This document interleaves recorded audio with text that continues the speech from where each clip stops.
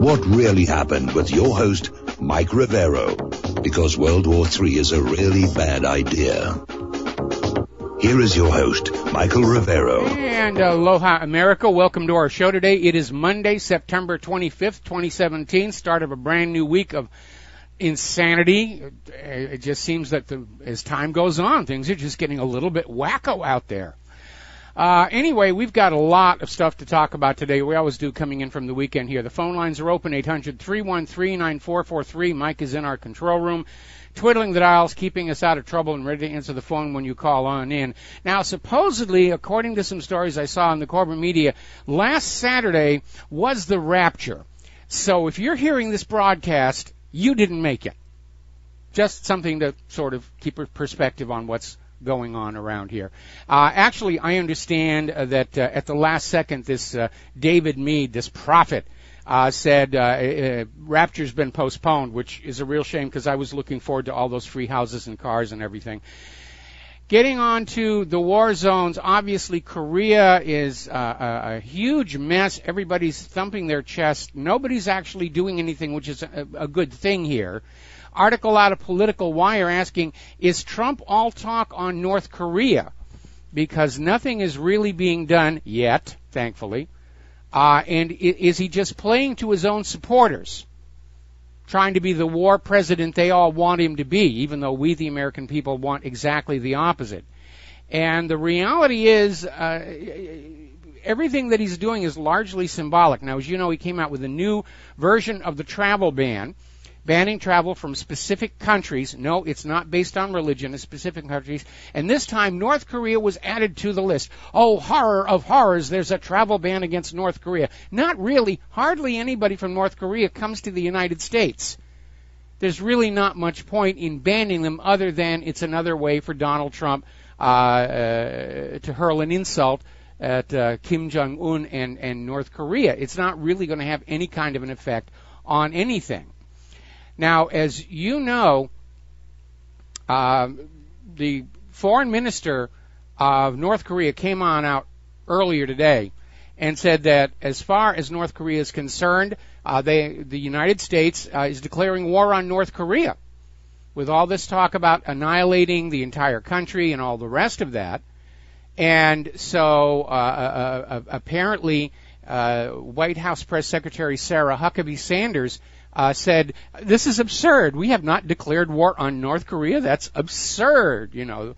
And I'm starting to wonder, did she not see Trump's United Nations speech? Because it certainly sounded belligerent and warlike to me, and this is where that authorization for the use of military force comes back to bite the U.S. government credibility. Because Congress hasn't declared war officially for a very, very long time. It's just whoever the president wants to go after, and it sounds like Trump wants to go after North Korea. So I think from the point of view of North Korea, yeah, it definitely sounded like Trump was declaring war on North Korea. But the official White House statement is that that's absurd. You know, North Korea is going to make the first move, even if we have to have a false flag to make it look that way. Meanwhile, after Iran's test firing a ballistic missile that supposedly can hold multiple warheads, which implies that they're getting ready for the end of the P5+1 deal. And Trump is out there saying that obviously Iran and North Korea, they're in cahoots together. They're helping each other out. How dare they do that? And he's also dragging in Russia and China, saying Russia and China are secretly helping North Korea with their missiles and their nuclear warheads. He's trying to create this image of an us, the good guys, versus all of these other countries he wants to invade, the bad guys, the axis of unpleasantness or whatever he's going to call them. So he's out there just casting this wide net, and again, no evidence to support any of this. It's just huge.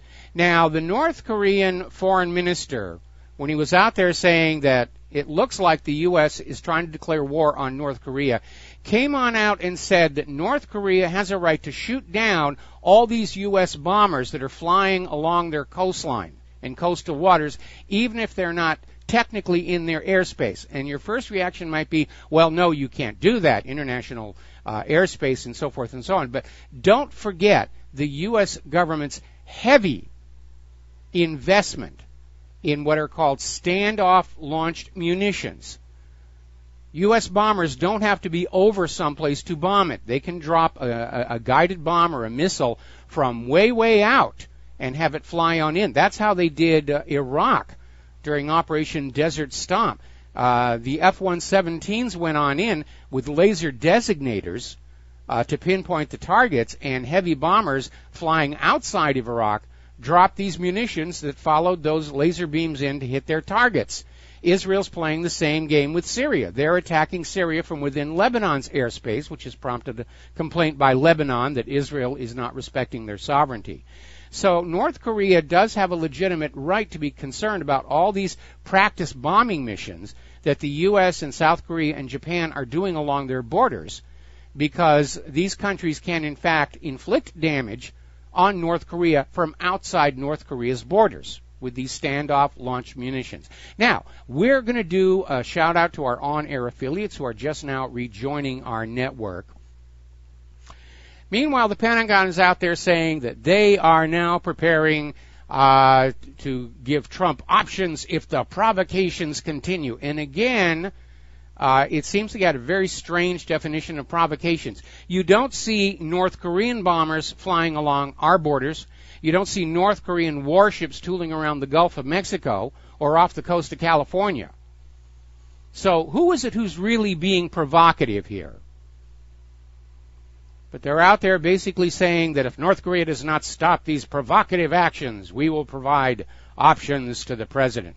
Well, these options may be limited because, as we've mentioned before, there are limits to what U.S. weapons can do. And I'm not even talking about the latest weapons that are just overpriced junk like the F-22 and F-35. The reality is that our anti-ballistic missile doctrine is built around a model of defending the targets. And we have heard both Japan and the United States say repeatedly, if North Korea tests any more missiles, we'll shoot down the test missiles. Want to know why they haven't done it? They can't. They can't. That last test that North Korea shot over the island of Hokkaido was 475 miles altitude. It was out in space. THAAD can't reach it there. The standard missiles carried on the Aegis cruisers can't hit it there. They're all designed to operate inside the atmosphere. So in point of fact, they can't hit the missiles. And even more alarming stories coming out of Asia Times saying that North Korea's missiles could reach Chicago, and it would be very difficult, if not impossible, to stop them. The Hwasong-14 can even reach the East Coast, and U.S. anti-missile defenses probably couldn't shoot it down.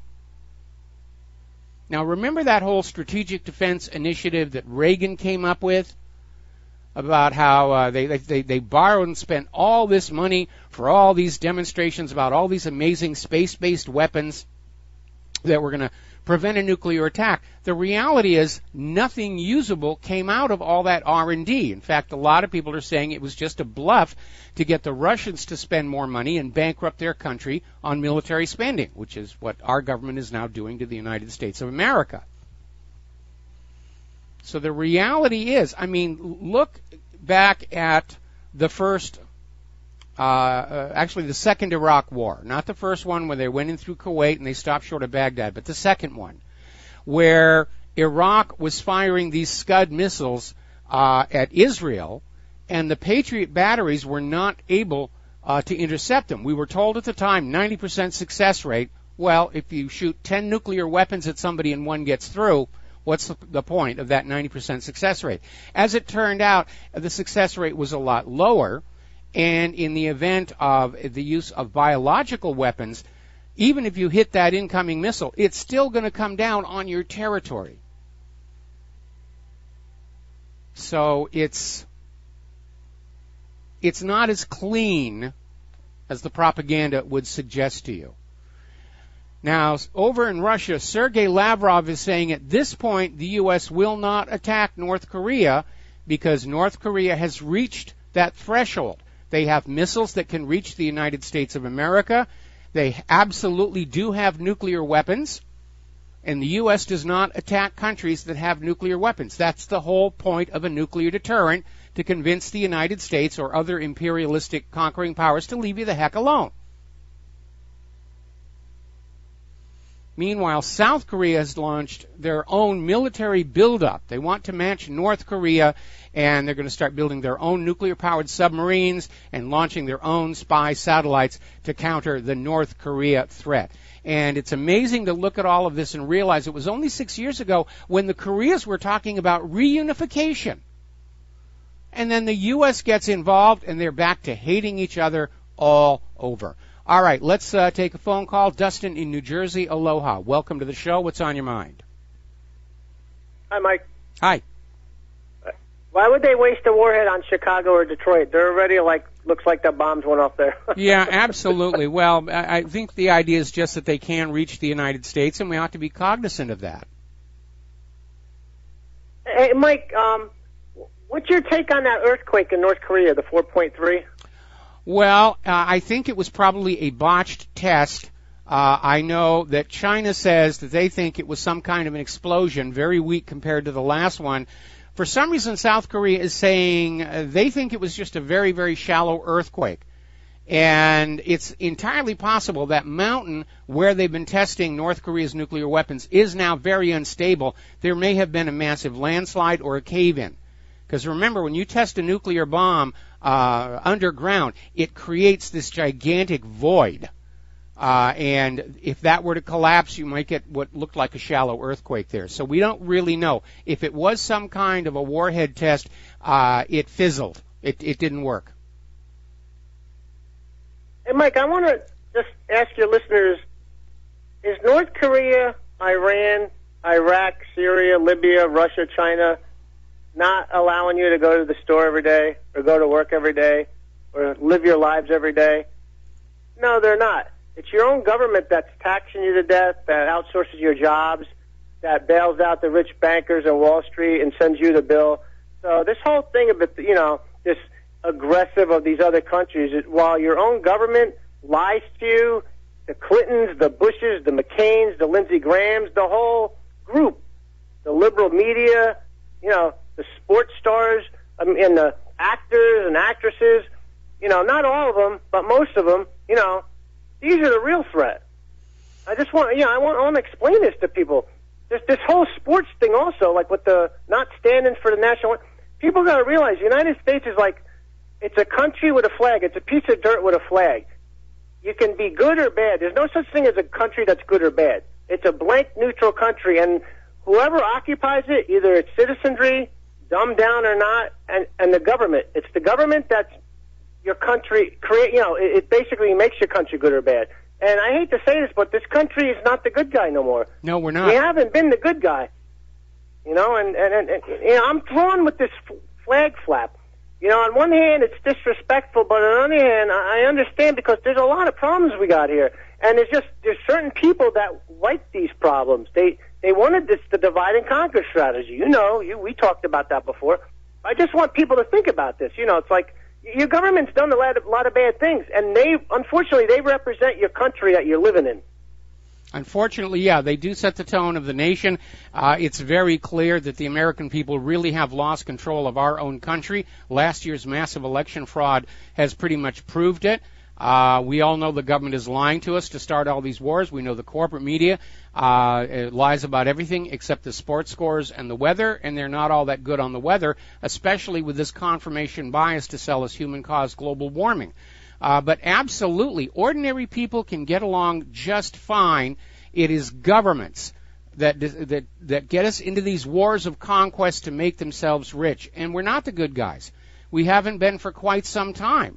Of course, we're told we're the good guys coming out of the two previous world wars because we were on the winning side, and the winning side gets to write the history books. That's no longer true in the age of the Internet and the independent media. As far as all these athletes and actors and celebrities who are getting on board the war wagon, they just want to be in with the ins. and they're very willing to basically sell out their own private opinions on the war, just because they get invited to the big shows, and they get invited to halftime shows at the Super Bowl and the rest of it. And it really is a bunch of nonsense when these celebrities get on up there and lend their celebrity status to the war party just because they think it's going to help their career a little bit. And unfortunately, that is true. Anybody who doesn't go along with the government's agenda, their career gets destroyed. Look at what the FBI did to actress Jean Seberg back in the 1960s, destroyed her career and drove her to suicide because she was in favor of civil rights at a time when the Nixon White House really wanted to keep black-white relations stirred up and hostile. Well, they don't care, though, Mike. They send the kids off to die in war, your husband, your wives, your kids. They come back crippled, dead. They go to the VA and they get treated like crap. They don't care, Mike. No, they don't. They just don't care. And, and Mike, we're headed, Mike, we're fracturing right now. It's getting worse out there. I mean, it's not getting any better. Every year it seems like it's just getting worse. And, with this flag flap's another, and then you're going to have the people coming out encouraging it. That's why this is not going to end, Mike. It's not going to end well. That's where we're headed, Mike. I think this flag flap is just another attempt to find a way to divide Americans against each other, and I'll be talking about that a little bit later in the show when we get into that when we get into that segment. And I just want to say one more thing about the Russian Lieutenant General. Rest in peace.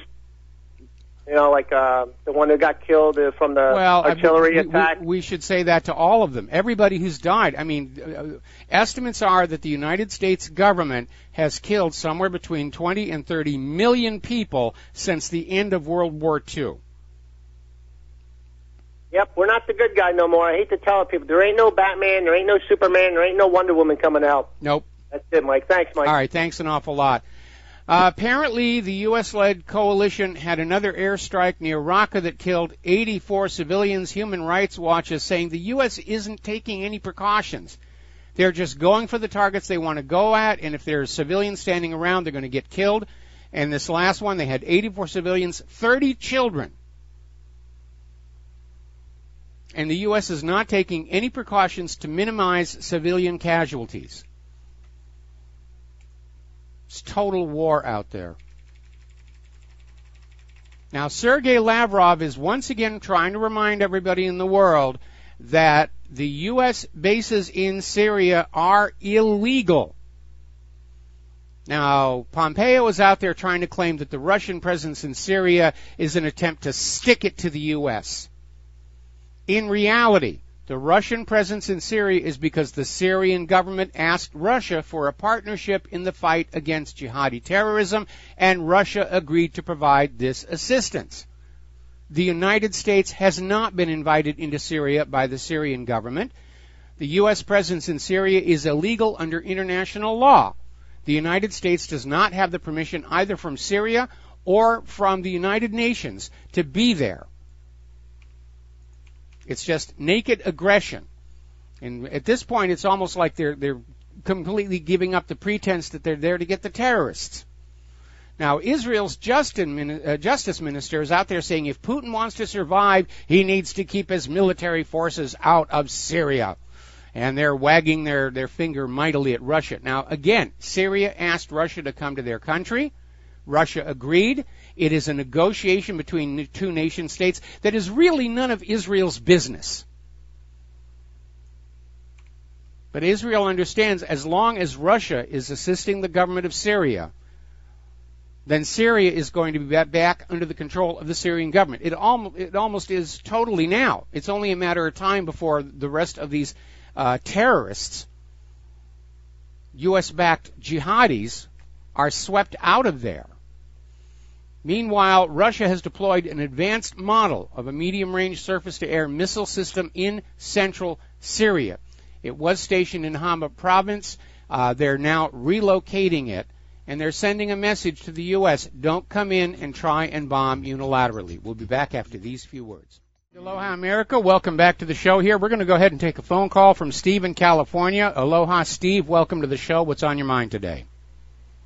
Well, I have to say I share Dustin's same frustration, the arrogance of my nation, my country, my government, not the people. It doesn't represent the people, but the government.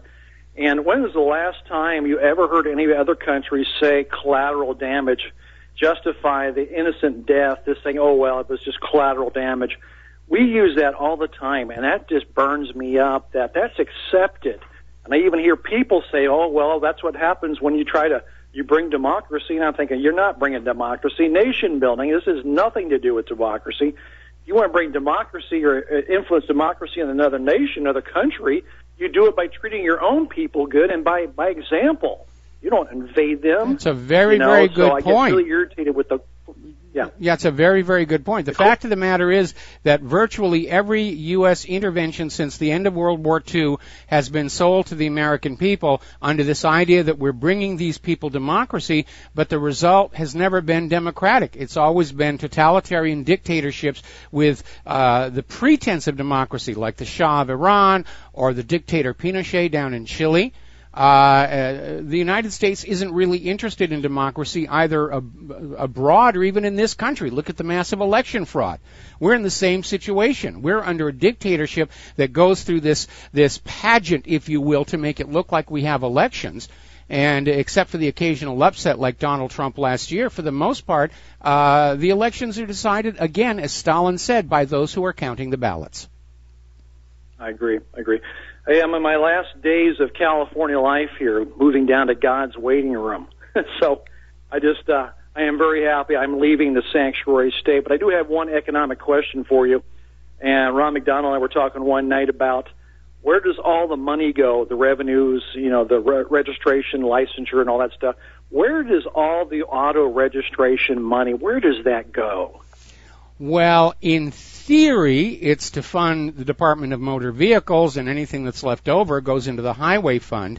But we know California has a bad habit of just spending the money wherever they feel they want to at the moment. I remember when California came in with the lottery, and it was sold to the voters in that it was going to mean more money for our schools. And when the lottery finally started up, the state of California basically cut the education budget by the expected amount of money that was coming in from the lottery. So the education system did not benefit from it one tiny bit, and California's government had more money to spend on things like, like illegal immigrants and other snowflake type stuff. Yeah. Well, I had a couple kids show up at my door a couple days ago wanting me to buy a raffle ticket so they can buy equipment for school. And it burns me up because I'm saying, where's the fuel tax going? It's not going to the roads. It's not going to the schools. There is so much thievery going on out here in California, and it's all behind me now here pretty soon. Any day now, I'm out of here. But I feel bad for the good people who do have to stay here and live here because they're stealing us blind out here. They are thieving so much, looking for new taxation. You want to know where? Yeah, well, you know where the money is going, of course, is to the bankers to pay the interest on all the money they borrowed recklessly in the past. That's why our nation is dying on the vine despite the high taxes. Most of it is just going to pay the interest on this out-of-control national and state debts. Well, that's it for me, Mike. Next time I'll be talking to you, I'll be down in Florida. All right, fabulous. I look forward to that. And we've got a couple more callers on the line, but we're coming up on a commercial break. So I'm going to put them off until we come on back here. Meanwhile, the Russian Defense Ministry has released aerial photos showing U.S. Special Ops at ISIS positions in Syria. They are working together, and Russia is now accusing the U.S. of providing safe passage to their U.S.-backed forces into Deir ez-Zor right through the ISIS positions. Remember when the U.S. said, well, we're supporting the rebels who are against ISIS and al-Qaeda? No. They're all working together. They're back to that situation of wanting to find some way to get Bashar al-Assad. And at this point, I hope he's taking personal precautions because the only option left for the United States right now is a decapitation strike against Bashar al-Assad and possibly Kim Jong-un as well. We'll be right back after these few words. And aloha, America. Welcome back to the show. We're going to go to the phones here. Don in Iowa. Aloha, Don. Welcome to the show. What's on your mind?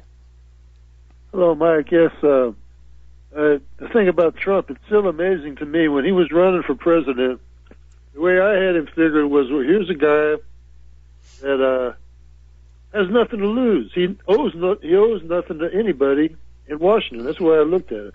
He owes nothing to anybody, and he'll just do the right thing, which is no mystery what doing the right thing would be. It would be throwing Hillary Clinton and some of the other criminals in jail. Yeah. And prosecuting them. And instead, and also it would have been a rapprochement or whatever you want. He's a puppet.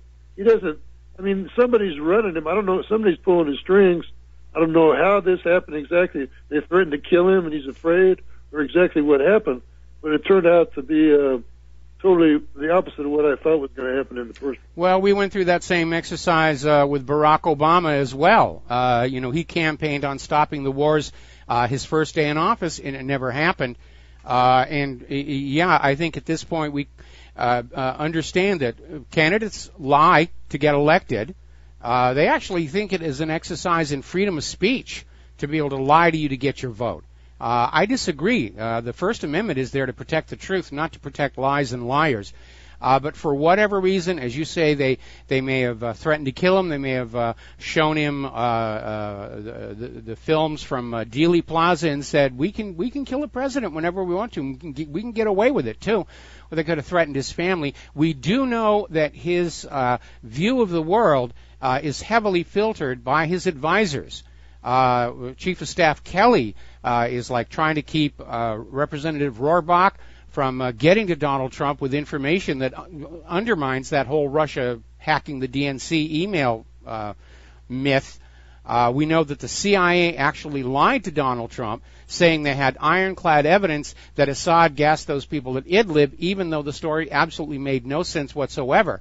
And I have to wonder, does Donald Trump not have his own computer where he can go out on the Internet and look at stuff, or are the Internet feeds into the White House that heavily filtered? Well, they say he does not cruise the Internet. He never has. That's what I've read somewhere. So I don't know. He watches TV.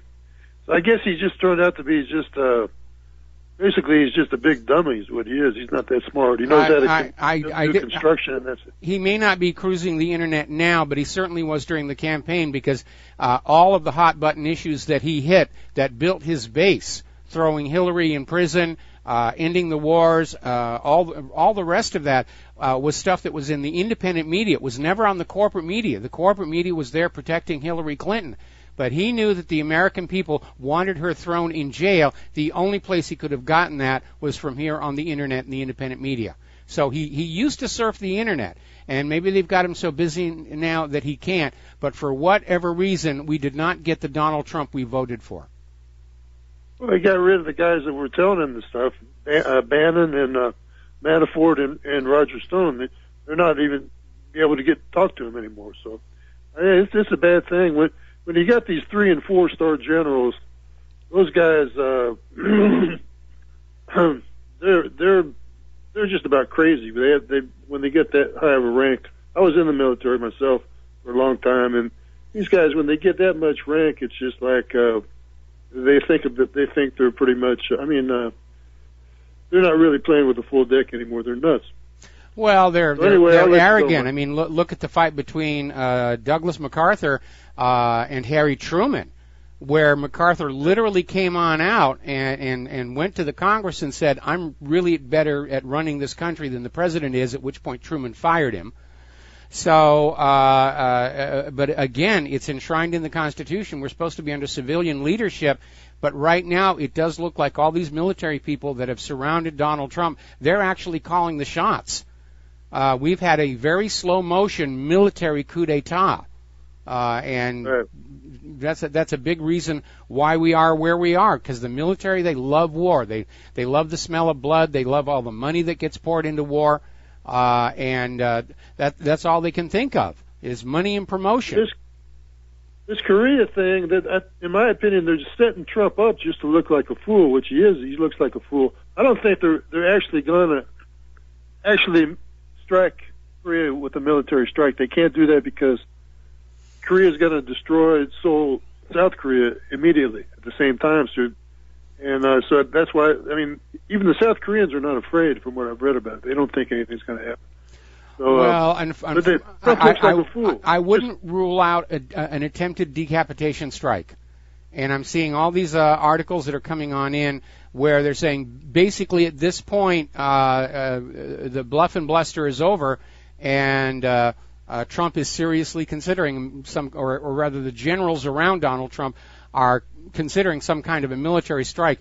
And part of the reason they're doing that is because the only real threat presented to the United States by North Korea is they're refusing to bow down. They're refusing to be bullied, and that's emboldening other nations to stand up and say, well, we don't want to be pushed around by the United States either.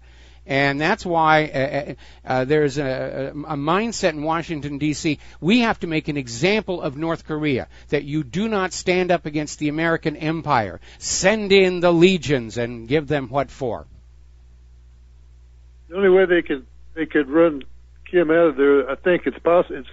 It might be possible that they're trying to launch some kind of an internal coup. I'm sure they've tried to make contacts with some of those guys in there. I'm sure they have, but North Korea security keeps arresting the spies. What I'm hearing from like Paul Craig Roberts is there are people in Washington D.C. talking about just an unprovoked nuclear attack on Pyongyang, just flatten the place, get rid of Kim Jong-un and his entire government and his military chain of command. Okay, well, I hope that's not going to happen, but we'll just have to wait and see. I'll let you go, Mike. I hope it's not going to happen either. I mean, Claire and I are feeling sort of a little vulnerable out here in the middle of the Pacific. All right, we're going to take another phone call. Atlanta alumni do get a lot of taxpayer funds to build their stadiums and everything. Somebody mentioned today that that they could have something revoked that would cost them $1 billion, and it was some type of tax exempt status. But do we have any way of researching any of these players, how much time or money they it's on the net. I mean, some of they're making $10, $20, $40 million in their contracts. It's just it's really insane. Anyway, listen, we're going to talk about this a little more in depth a little further in the show, but I want to finish up on the war zone. So, James, thanks an awful lot for the phone call. And it would be interesting to find out. I imagine that the NFL organization itself might be considered a nonprofit, but certainly the owners of the teams and the players, they're just raking the bucks in like crazy. Getting on back to the war zones. Basically, at this point, it is looking like, barring a decapitation strike by the United States against Assad, that Assad is going to retain control of Syria. And now the new push is to get this new Kurdistan going. And they had their referendum. The voting is over. The official results will be coming out tomorrow, but at this point it looks like a slam dunk. But the idea is basically to use the new Kurdistan to start carving out chunks from Iraq and Syria in order to weaken them. And, of course, that's been a big part of the U.S. Agenda. All the way back in 2001, Admiral Sabrowski outlined the U.S. strategy that all of the greater Middle East must be destroyed except for Israel, Jordan, and Lebanon. And I'm sure Israel's got their own designs on Lebanon. They still want that Litani River. So here's the problem. Right now, everybody is racing for the oil-rich eastern part of Syria, pitting these U.S.-backed forces, which now includes U.S. Special Forces, who were supposed to be there for medical assistance, and now they've been caught fighting with ISIS. And they're going up against the Russian-led coalition of Syria, Iran, and Hezbollah. And so we're heading into the nightmare scenario of direct conflict between the United States and Russia, two nuclear-armed superpowers. And the only way a clash can be avoided is if one party backs down, which does not seem likely at this point. Now, up in Europe, remember all the big stink about Russia's drills in Russia and Belarus? They hold them every 2 years, regular as clockwork, and this last one, last month, just finished up. Everybody's going home, and the media was saying, oh, Russia's getting ready to invade Europe. They only pretend it's a military drill, but they're getting ready to invade Europe. And, of course, it didn't happen. And I remember back during the last Cold War, when it was always Russia's getting ready to attack this, and Russia's getting ready to attack that. Never happened. But NATO is having their latest drill called Dragon 17, and they're very clearly exercising for a real war with Russia. They're not even trying to hide the fact that that's what they're getting ready to do. And again, do you see Russian warships tooling around the Gulf of Mexico? Do you see Russian bombers flying next to American borders? No, you don't. Little factoid, right now the U.S. is providing military assistance to 73% of all the world's dictators. We're going to take a phone call from Apostle up there in New Jersey. Aloha, Apostle. Welcome to the show. What's on your mind? Aloha, Mike. Mike, can you hear me? Yes. Okay. I was doing a lot of thinking over the weekend. And you know that the U.S. is backing this Kurdish army in Syria. Yes, and in Iraq. And yes, but they pretty much want to make like a Kurdistan. Yes. But I also read an article saying that Israel will also send in like 20,000 troops, whatever, to help them out. I didn't read that Israel is sending 20,000 troops. I did read that Israel is planning to send 200,000 Israelis of Kurdish descent to settle the new Kurdistan. And that's really what's making Iraq and Turkey very, very nervous, because if you look at those Kurdish independence rallies, there are all these flags of Israel flying back and forth, and Iraq is saying this would be a second Israel in the Middle East, and we already have our hands full with the one we've got. Right, but again, that's the same point that I was thinking about. Do you think that maybe they're going to do this so they can hit the Euphrates to make it the greater Israel? Well, it could be that the long-term plan is to somehow take. I mean, there's a huge gap on the map between Kurdistan and Israel, but yeah, they may be looking at Kurdistan as a future component of Eretz Israel. I mean, that's certainly Israel's long-term goal. They've made no bones about it. If you look at the flag of Israel, those blue lines at the top and bottom represent the Nile and the Euphrates. I'm pretty sure that the eraser marks are out there, whatever, so they can redo their lines, whatever, after they send in these 200,000 people, whatever, to Israel's never pretty much make residence there. Israel has never formally defined their borders. It's all written out with dry erase marker. Israel's never actually formalized a constitution for how their government is supposed to operate. And Israel won't commit to any borders because they don't like the borders they've got now. They want to grab a little bit more. Right, but they're going to grab a hell of a lot more, whatever, if they make this Kurdistan, whatever, 200,000 people in there. Next thing you know is I'm pretty sure that the Kurds are going to be treated just as well as they treat the Palestinians. I have no doubt of it whatsoever. Of course, part of the problem is that Iraq has been treating the Kurds very, very poorly.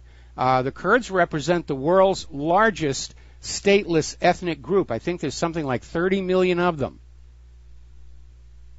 Well, if you look at history, whatever, or any of the history books, whatever, I thought that the Jewish people considered them that, not that they consider them the victims in every crime, whatever that goes. Oh yeah. I mean, Israel's a master at playing the victim card. And they do it over and over. And fortunately, everybody's now recognizing that's what Israel does with all these hate crime hoaxes. And, they fired a bottle rocket in to Israel. Oh, my hairstyle, I just had it done. And they launch a counterattack. Right. And they're not launching bottle rockets back. No, they're launching the very best that U.S. and Israel... U.S. money can buy. Yeah, that U.S. money can... that your tax money can buy is being dropped all over Gaza and Palestine. All right, we're going to let you go here. Thank you very much for the phone call.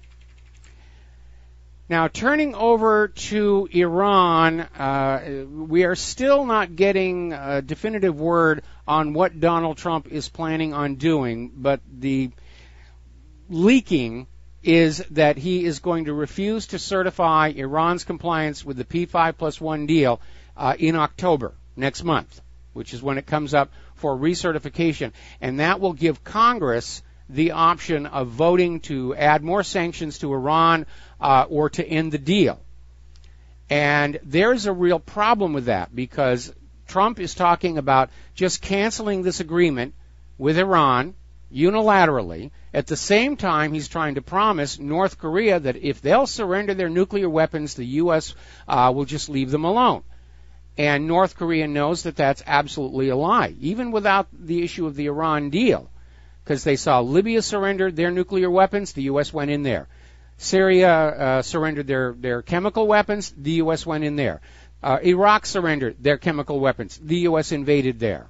So North Korea has every reason to expect that the U.S. is gunning for them, and surrendering their nuclear weapons will not slow anything down.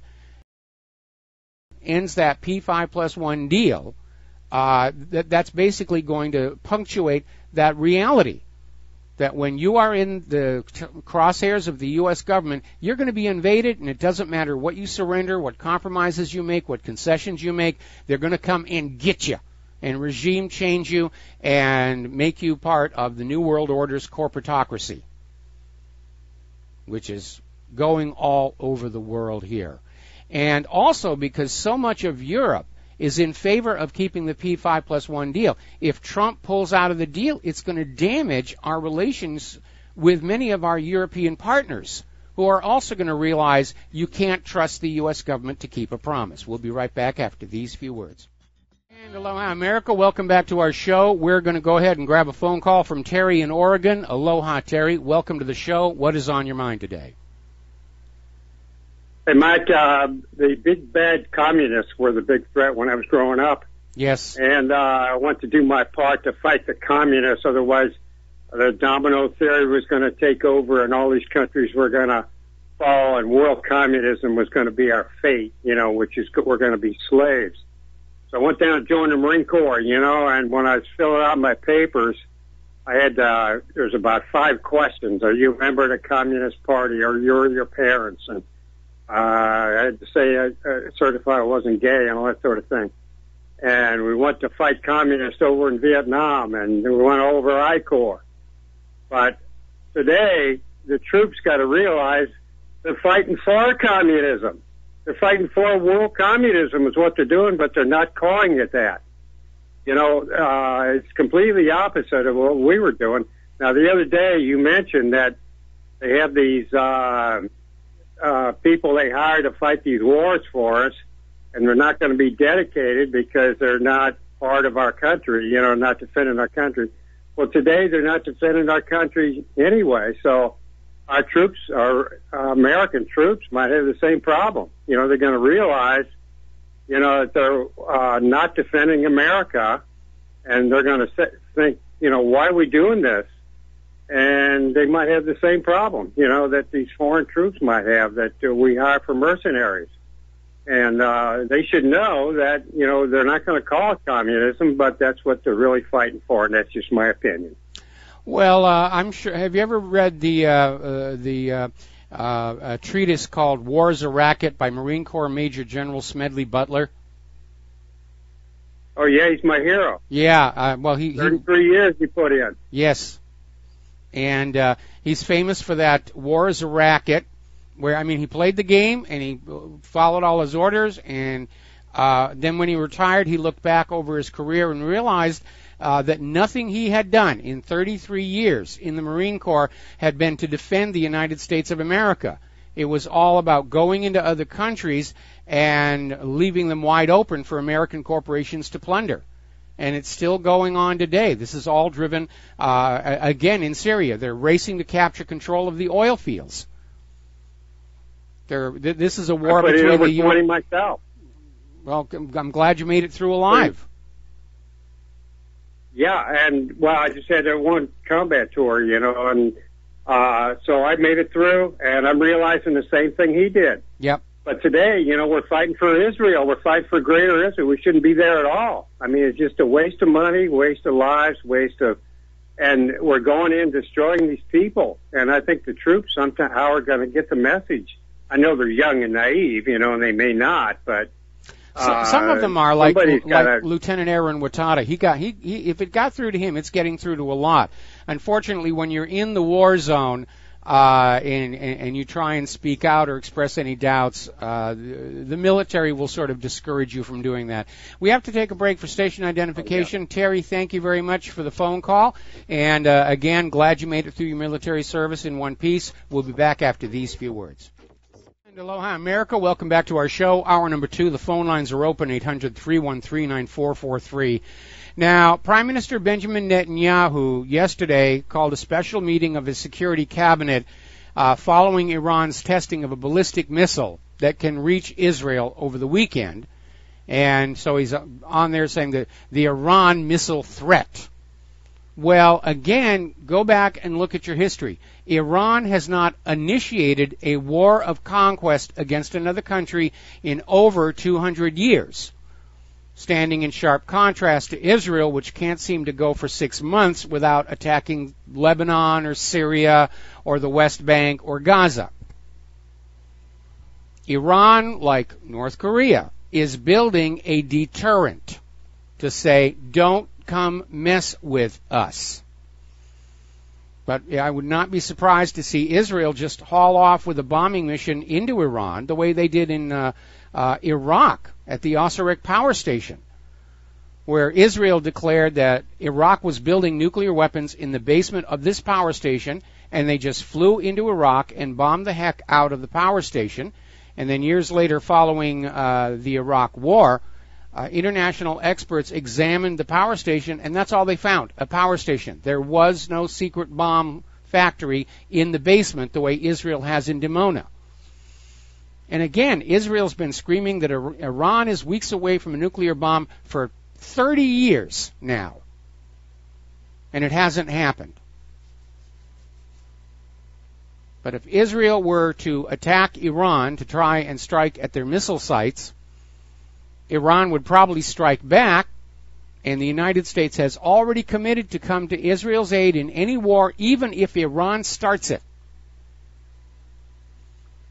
And that was a very reckless promise to make, because in effect, you have put Israel in charge of America's military.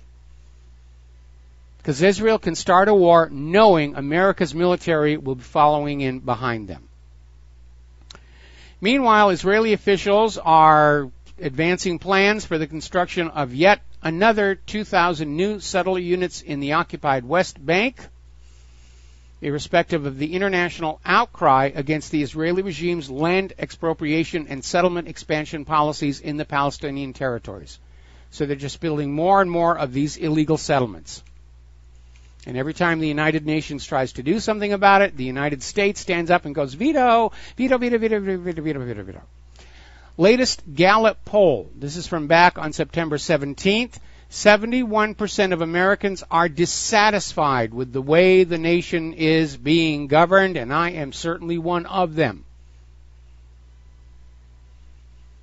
Because we see the United States not being governed for the American people. It's being governed for the benefit of Israel. It's being governed for the refugees. It's being governed for the illegal immigrants. It's being governed for the military-industrial complex. It's being governed for the medical-industrial complex. It's being governed for the security-industrial complex. And our standard of living and quality of life is plunging, even as taxes and costs continue to skyrocket. We're being driven down to third world standard of living, and that, of course, is part of the globalist plan. The plan for planet Earth under the New World Order global government is that everybody except the rulers are going to be living in mud huts. The rulers will be living, of course, in these fabulous palaces. Now, getting on down to Puerto Rico, it is a mess. We're starting to get aerial photos coming on out. They still have no electricity, no cell service. Right now, Puerto Rico's biggest problem is they can't get messages out to say, here's what we need. There's widespread looting. Apparently, San Juan, the streets are considered unsafe because of all the rioting and looting. And we're not talking about looters who are just out there helping themselves to TV sets at the local store. We're talking about people who are stealing basic living necessities from each other. And that's how bad it is. This Puerto Rico's trying to reconnect with the rest of the world and try and get some help in there. The situation is disastrous. They're begging for help. And the logistics problems are just a nightmare.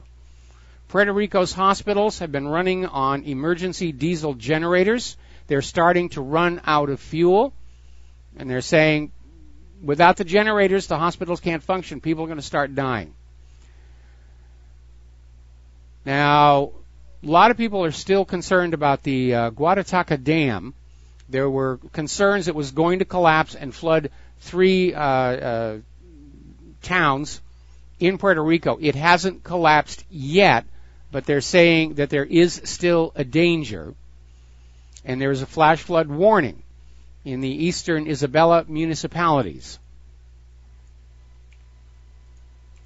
Something else that's been left in the wake of all these hurricanes in the Caribbean, pets are going feral. People, when they evacuated the island, they weren't allowed to take their pets with them. The dogs are starting to pack up and revert to wild. And apparently that's causing even more difficulty for the people trying to repair things, trying to get back to a normal life. They've got these packs of wild dogs going on out there. By the way, little side note. First of all, we're going to do a shout-out to our on-air affiliates who are rejoining our network. If you come to visit here in Hawaii, you will see cats all over the place, and they look like normal house cats. Calicos, tabbies, they look just like your pets. Do not try and pick them up or pet them because they are wild. They're the descendants of the ship's mousers from the days of the whaling trade, where the ships would have cats to keep the rodents under control. The cats would come ashore, and they would do what cats would normally do. They're wild animals. They don't look like it, but they are. If you pick one up, you might be in for a very ugly surprise here. Now, there is a new scandal swirling around Florida Governor Rick Scott, and it centers on that nursing home where 11 people died after the air conditioning failed. Now, the people at the nursing home are saying they called the governor's office directly. He never got the message. Somebody got a look at his voicemail and discovered there have been multiple deletions. So 4 voicemail messages left on Governor Rick Scott's personal cell phone by the nursing home were deleted. That's going to come back to haunt him. Boy, the whole planet is rocking and rolling. We've had these 3 major quakes in Mexico, a major quake up on Cascadia, and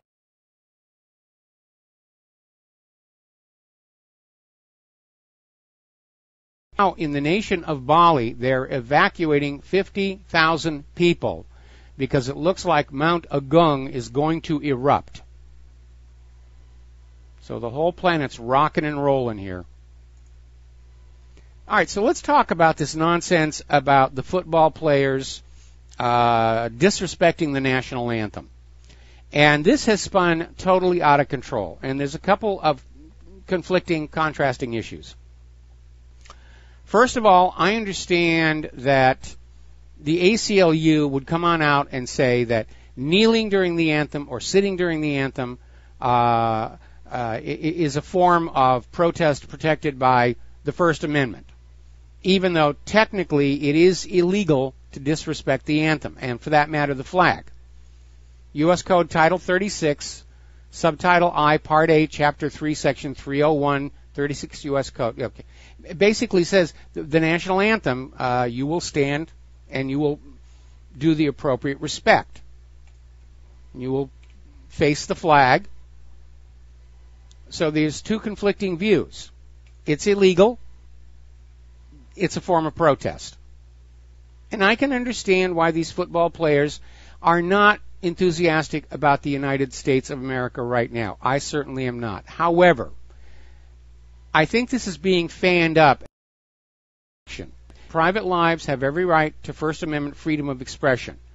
But people don't go to football games to see the players' politics. And just like the Emmys took a major hit, lowest ratings ever, when all those celebrities got up there and just assumed that we ordinary people just couldn't wait to hear what the celebrities' political opinions were. No, actually, we watch movie stars to act. We watch athletes to play games. And in those contexts, we're not watching the Emmys because we want to get politics. We're not watching the football games because we want to get politics. We're up to our neck in politics. We're sick to death of politics. Entertainment and sports are supposed to be our distractions, where we get to leave that behind. And the public backlash against the NFL has been intense. Their ratings are sinking faster than a submarine with screen doors. They're taking a major, major financial hit. People are not tuning in. Angry NFL fans are literally burning jerseys over protests, saying you can take your NFL and you can shove it. You're being paid to go on out there and play ball and do what the fans want you to do, and they're paid handsomely for that. Apparently there's this guy who was a Steelers fan going back to 1966. He had a team jacket. He set that on fire. We're seeing that all over social media. People are burning their season tickets and their jerseys. Apparently NFL fans are burning tickets to next week's Giants versus Chargers game as a form of protest. So this is really taken off, and I think it's a great deal of nonsense. More to the point, though, I think it was undignified for Donald Trump to even get involved in this at all. And maybe he is feeling so controlled over Obamacare and the wars and immigration that he wanted to go out and just do something. And his handler said, well, yeah, all right, go ahead and bash the NFL if you want.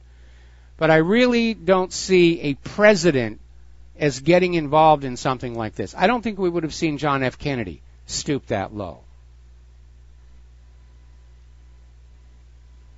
Now, Anthony Weiner has been sentenced to 21 months in prison for sending explicit text to the teenager. The court did not buy the claim that the teenager was the instigator and that she led Anthony Weiner on because she wanted to have an influence on the election. Anthony could have gotten 10 years. But apparently there was a plea deal that if the sentence was anywhere between 20 and 24 months that he would not appeal it. So he's on his way to prison, and I imagine they've got him a nice, comfortable prison. You need to understand prison culture, because there's a hierarchy in there based on the crime that you're in there for. And sexual exploitation of children is right at the very bottom. Now, we're still following along with Maxine Waters, and a lot of people were just shocked that she went to the funeral to deliver the eulogy for recently passed comedian Dick Gregory. And she turned it into, we got to get Trump, we got to get rid of him. And apparently she's now over there at the Congressional Black Caucus urging them to support her calls for impeachment. And Waters is saying it doesn't matter if there's no evidence in the Russia investigation because Congress can define impeachment as whatever it wants. In point of fact, Maxine, you are wrong. There must be a high crime or misdemeanor that was committed by the official being impeached. You can't just say we're going to get rid of you because we don't like you. It doesn't work that way. And there is no evidence in the Russia investigation. They're trying to make a big deal over the fact that Jared Kushner used a private email account for some official business. And that came about only because people were contacting him at his private email address rather than going through his official address. But it's another nothing burger they're trying to turn into a major scandal. At the same time, still pretending that Hillary's private email server didn't represent Title 18 violations regarding espionage. And then corporate media and the government wonder why their credibility is an all-time low. All right, let's look at the economic news here. And again, if you have young people that you need to buy toys for Christmas, you might want to do your shopping now because it looks like Toys R Us may not make it to the holiday shopping season. I was talking to one of the people over there at Toys R Us saying, how's it going? How much longer are you going to be here? And they said, we're not sure, but probably not long. It turns out that $5.5 billion in commercial mortgage-backed securities is now exposed to Toys R Us bankruptcy. They're still playing with mortgage-backed securities, only instead of residential units, they're commercial bundles. Wall Street has not learned any lessons from the crash of 2008 because Wall Street did not have to pay for the damage. You, the American taxpayer, did. So they're still playing their games, their get-rich-quick schemes. And when they work, they keep all the money. And when they go bust, the taxpayers pick up the tab. That is a hallmark of fascism. You make money, you get to keep it. You lose money, the ordinary people are forced to pay the losses. Mussolini used to say that fascism ought to be more properly called corporatism, because it's the alignment of corporate and government power against the general population. We certainly seem to have that in this country today. Mandated vaccines, mandated products, this and that. Companies indemnified against civil litigation. It does look like the government is firmly on the side of the corporations, and it's not supposed to be. The government is supposed to be an arbiter, sitting right in the middle, balancing the needs of the general population and the greed and the desires of the corporation, and chart the best course for the nation as a whole. Our current government is fully on board with the money junkies. And we're all paying the price for it. Go down your local street, look at the retail vacancies, look at the cracked pavement, look at the homeless and the hungry. I'm not surprised that Gallup poll came up with 71% of Americans saying they don't approve of the way this country is being governed. Because it's not being governed for our benefit. And that is pretty much obvious. Now, as you know, Germany had their elections yesterday. Angela Merkel she's going to get another term as chancellor, but just by a narrow margin, and yes, there's already allegations of election fraud here. And apparently Merkel's CDU party had the worst result in any German election since 1949, and as a result, the pound has leaped against the euro. So she may have won, but only just barely, and it's having serious repercussions. Now, the surprise, and a lot of people were expecting this, the Alternative for Germany party came in third place, but they took 89 seats in the Bundestag. That is a huge block, and Merkel's now going to have to deal with them. It's going to make the formation of a coalition government that much more difficult. AfD got enough seats where they can't be sidelined, they can't be minimized, they can't be ignored. So even though Angela Merkel is still chancellor, she's taken a major political hit. And they're saying that she may have won her fourth term, but it's cost dearly. Now, Angela Merkel, even though she won, you could tell she was upset at the result. She wasn't expecting AfD to do that well. And she came on out and said, we need to win back those AfD voters. We have a new challenge. We need to get the AfD voters away from the AfD. I have a solution there, Angela. Close the borders. That's what took voters away from you and the second leading party, was that open borders refugee crisis. And if you're not going to close the borders, AfD is going to continue to make gains. Aloha, America. Welcome back to our show here. Now, Angela Merkel's poor performance in the election yesterday, and yes, she won, but narrow margin, came as a shock. And it looks like this is going to kill Macron's federal Europe dream, because one of the other unexpected winners in yesterday's election was the Free Democratic Party, and they support a free market. And so Emmanuel Macron and Jean-Claude Juncker's dream for a federal Europe complete with its own Eurozone budget and finance minister is in serious, serious trouble.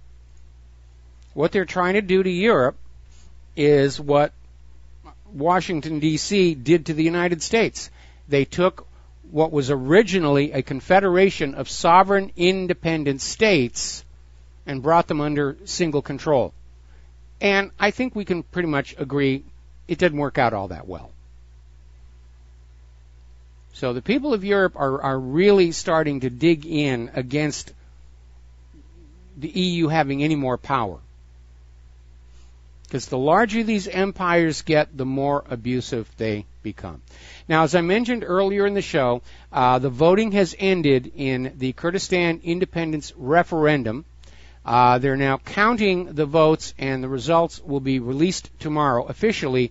But at this point, it looks like it's a slam dunk that the Kurds are voting for independence. Now, there's a long way to go, because this referendum is not being recognized by Baghdad, and it doesn't actually compel the Kurdish government to take any immediate steps. It's more of a sense of the people. But a lot of governments around are very, very nervous. The U.S. is in favor of the new Kurdistan. Israel's in favor of the new Kurdistan. Their goal is to break up the greater Middle East into little tiny nations that are easy to push around and bully and exploit. But Iraq is very, very concerned that most of the new proposed Kurdistan is going to be coming out of their country, including a lot of highly important oil fields. And they've been threatening to cancel the referendum. They've threatened retaliation. Turkey is out there saying that Baghdad is Iraq's legitimate authority for the whole country,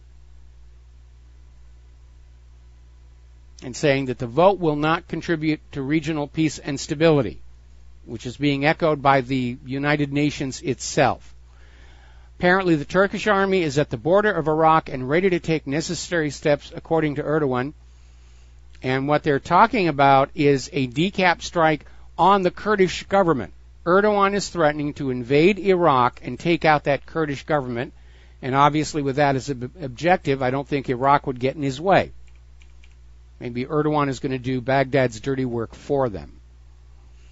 Now, Turkey and Iran are conducting a massive military drill near the Kurdish regions of Iraq.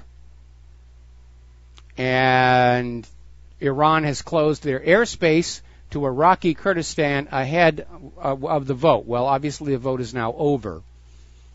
But they've basically declared a no-fly zone. So the sense seems to be that with the referendum over and the majority voting for independence, that certain interests like the U.S. and Israel are going to move to make it actually start to happen. And the U.S. forces are in the region. And they may decide that that's the new reason to go to war against Syria. Well, we have to fight for the right of Kurdistan to break away, which is going to be an interesting exercise when you contrast that with how the United States responded to the Crimean independence referendum, where they talked about protecting the territorial integrity of Ukraine, and we couldn't possibly have an independence referendum. So once again, we have the U.S. Saying one thing, doing something else, and the propaganda is fighting against each other. Now, Iran and Russia are supporting Iraq's territorial integrity and regional security. So once again, they're at odds with the United States and Israel. We'll be right back. And aloha, America. Welcome back to our show here. Now, over in Spain, as you know, they're getting ready to come up on their independence referendum. Spain's prime minister is asking Catalan separatist leaders to own up to the fact that they can't hold an outlawed independence referendum after a crackdown dealt them a serious blow. They arrested all the leaders, they've charged them, they've seized all the ballot boxes. Catalan basically is the wallet for all of Spain. And that's a big part of the issue. The Catalans are very tired of being taxed and having very little of it come back from the Spanish government. But there's also the globalist agenda. The globalists are in a panic at all these regions trying to break away and form new little countries. That's going in the wrong direction. They're trying to merge them all together, leading to that one planet, one government, one private central bank. And you have Crimea splitting off. You have Kurdistan getting ready to split off. Now you've got Catalan talking about splitting off.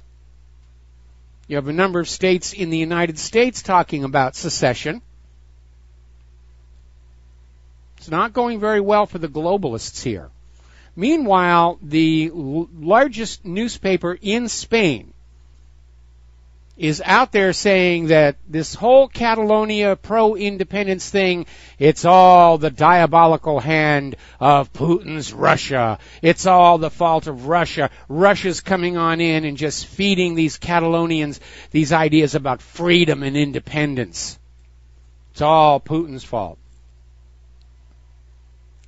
By the way, have you noticed that since Merkel did win her fourth term as Chancellor of Germany, they dropped that whole thing about we're afraid Russia's going to interfere with our election.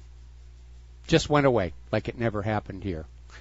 Now, Europe, up until recently, was trying to stay out of this Catalonia independence vote, said it's really not our business. Unfortunately, they've now changed their mind, and they're coming on in and saying, yeah, we're also opposed to this Catalonia independence vote. So, still trying to stop this trend of people deciding they want to go off and be their own country, which, by the way, is guaranteed to them under the United Nations Universal Declaration of Human Rights. Now, in Catalan, there are demonstrations all over the place, and it's only been getting more intense ever since Madrid tried to block the referendum. And basically Madrid has simply declared it's illegal. And again, no, it is not under the UN's Universal Declaration of Human Rights. But Spain, Madrid, is going to be in serious economic trouble if Catalan breaks free. It's like the same situation in the European Union with Great Britain struggling to split off. Great Britain and Germany have been carrying the economic load for the entire Union. And with Britain gone, Germany can't do it all on its own. The German people are already fed up with this. That's a big reason why yesterday's election results were the way they are. So apparently, over in Great Britain, John McDonnell has thrown Labour's position on Brexit into disarray, basically saying that we need to stay inside the single market. Now, Nigel Farage is getting sick and tired of the Tories' failures for Brexit. And so he is getting ready to form a new political party to argue for let's Brexit and Brexit now. Now, Theresa May is out there already negotiating the divorce payments. And by the way, there never was such a thing in Article 5 of the European Union. Article 5 gives the member states the right to leave whenever they want. There's nothing in there about they have to pay a huge amount of money. And Theresa May, I think, has offered something like 20 billion pounds, and Brussels is saying no, it's got to be 40. So it's far from being a done deal. And again, right now, the New World Order, the globalists, are desperate. They are just desperate to stop all of this and get back on the path of merging countries together, blending their populations together, leading to that utopian paradise of the one world government. And I think we can all agree, looking at what's going on in Brussels and Washington, D.C., the larger and more powerful a government becomes, the more abusive they are to their populations. And a one-world government is going to be history's most rigid dictatorship. They're not going to be able to allow freedom of speech. or they won't survive all the lies and deception that they're going through in their own creation. Apparently, down in Australia, a 12-year-old girl was gang raped by a group of Muslim boys. So they're having their own problems with all of these individuals. By the way, remember last Friday, Tennessee church attack? Shooter turned out to be a Sudanese immigrant, Emmanuel Sampson.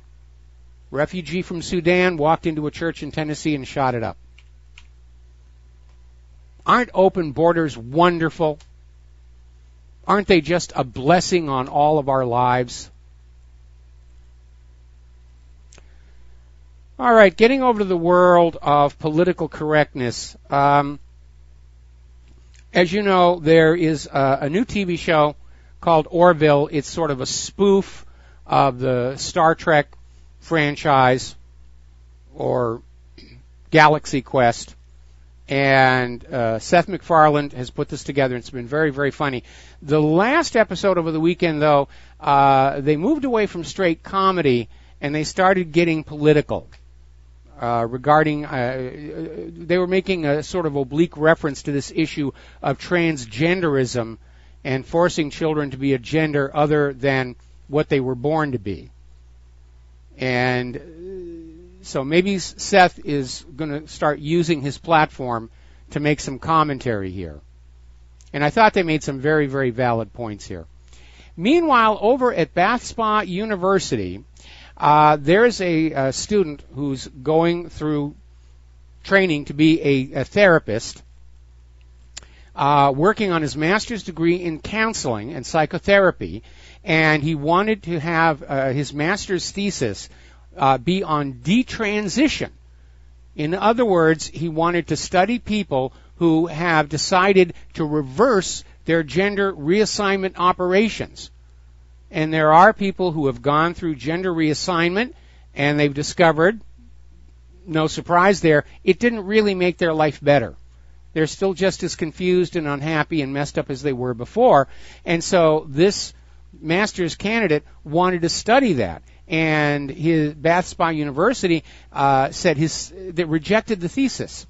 The university's ethics committee said you cannot do a study on detransition. It's not politically correct. That was it. They didn't find anything wrong with his idea or his methodology other than it was politically incorrect. You can't do that. You can't talk about people who are unhappy after they've had gender transition surgery. We all know that they're going to be deliriously happy when they've changed their gender. No, it doesn't always work. In fact, a lot of these people, after going through the surgery, there's a very high suicide rate, because it doesn't really fix the problems in their life. And more people are realizing that a lot of people who are just very confused about themselves because of this society that we're in, where we have 67 different gender pronouns now, and if you use the wrong one, you get fined in California. And one of the issues they were raising in this episode of Orville was these decisions are being made for very young children before they really understand what's going on. We're hearing about these liberal mothers who are they're absolutely convinced their son is really a girl, and they're trying to raise him as a girl. That's going to mess him up. And so he grows up, Mommy told me I'm really a girl inside, and he goes and has the surgery, and it doesn't work, because he's still unhappy, he's still confused. I think we ought to leave well enough alone. But again, part of the goal of the New World Order is to just destroy all of our history, destroy our sense of cultural, regional identity, get us so confused we don't even know what bathroom we're supposed to use. And if you go back and you look at George Orwell's 1984, you would be astounded about how many of the techniques, if you will, used by that totalitarian government. Now, George Orwell wrote it as a warning to future generations. not as an instruction manual for our government. Unfortunately, too many people seem to be using it that way. Now, over in the Netherlands, there's been an interesting development regarding the Malaysian Airlines Flight 17 investigation. And supposedly, this international investigation in the Netherlands was being done in the Netherlands to guarantee that it was going to be fair and impartial and objective, and it is anything but.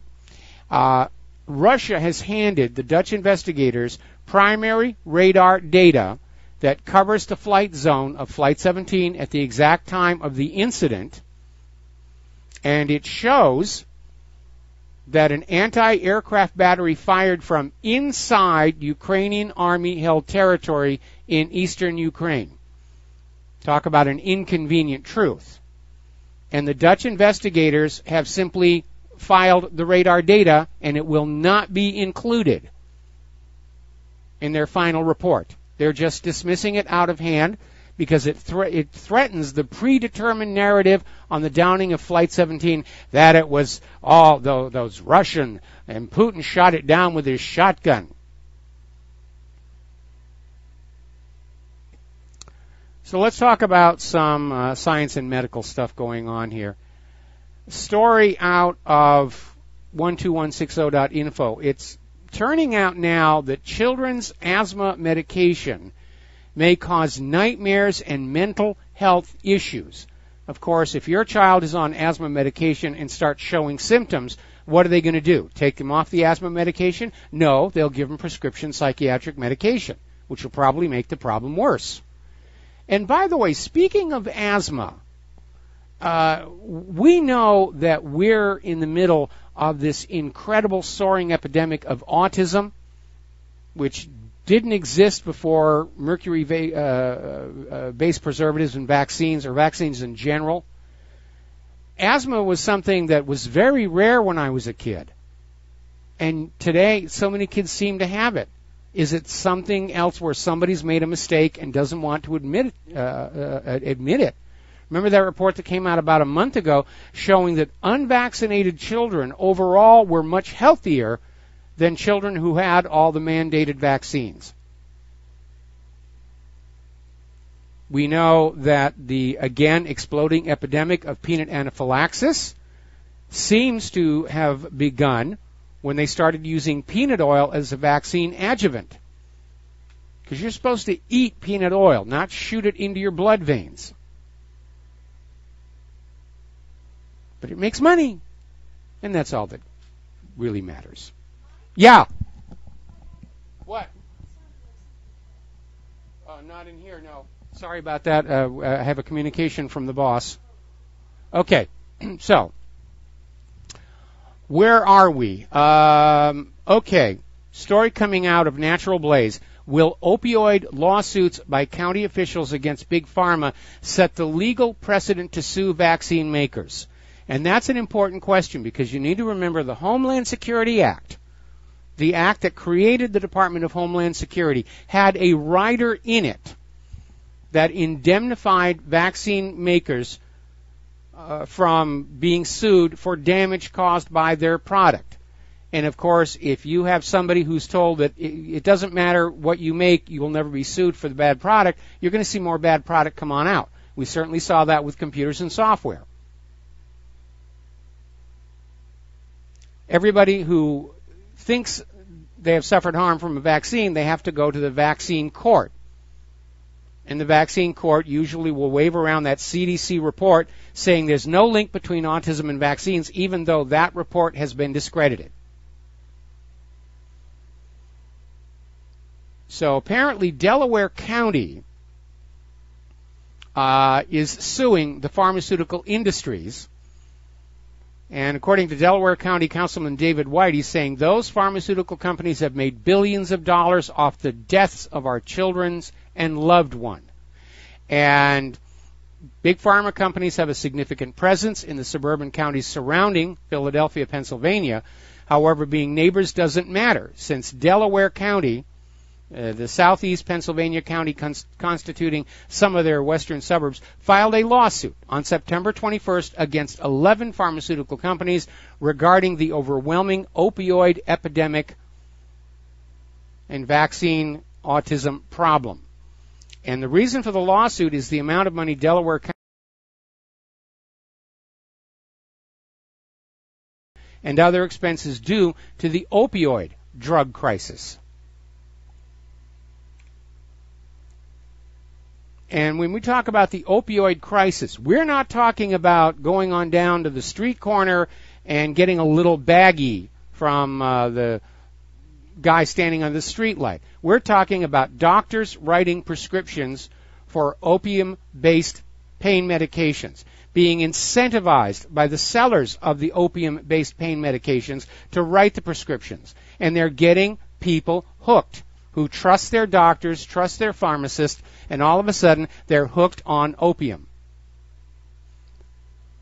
And there's a big political kickback system involved there. Over in Alabama, Attorney General Luther Strange, while he was Attorney General, received more campaign contributions than any other U.S. Attorney General from members of a controversial lobby group peddling the dangerous prescription pain medication business in the middle of an ongoing opioid crisis in Alabama. So now the doctors and the pharmacies are pushing that Afghanistan heroin. We'll be right back. Aloha, America. Welcome back to the show here. And apparently California is already getting ready for North Korea to nuke them. I know that here in Hawaii, the government says they're making preparations. I don't know what they could really do. We don't have any shelters. Well, the military do. They've got a lot of shelters, but there's not enough room in there for us ordinary hoi polloi here. Getting on back to the science news, as if those people in Flint, Michigan, did not have so many problems going on. If you remember, all the way back, Michael Moore's Roger and Me, his first documentary that made him a star, was all about the economy of Flint, Michigan, with the shuttering of the car plants. And then, of course, we had that water crisis where the city of Flint, to save a few bucks, disconnected from a commercial water system and started taking water from the Flint River and skimped even more by not putting the chemical in there that would have protected the water pipes, resulting in high levels of lead and other heavy metal contaminations. And now on top of it, statistics are showing that since that Flint water crisis, fetal deaths are up 58%, meaning spontaneous abortions, miscarriages, up 58%. And women are finding it harder and harder to get pregnant at all. And this is being reported in 12160 and also over in womensystems.com, where they're saying the Flint water is killing unborn babies, and many moms who are drinking it cannot get pregnant.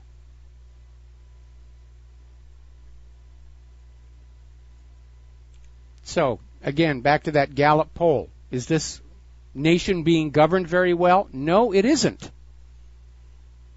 How can we be a nation that has gone from the prosperity of the 50s and the achievements in space of the 60s to this third world poverty-stricken nation that we have today, where you can't even trust the water that's coming out of your faucet?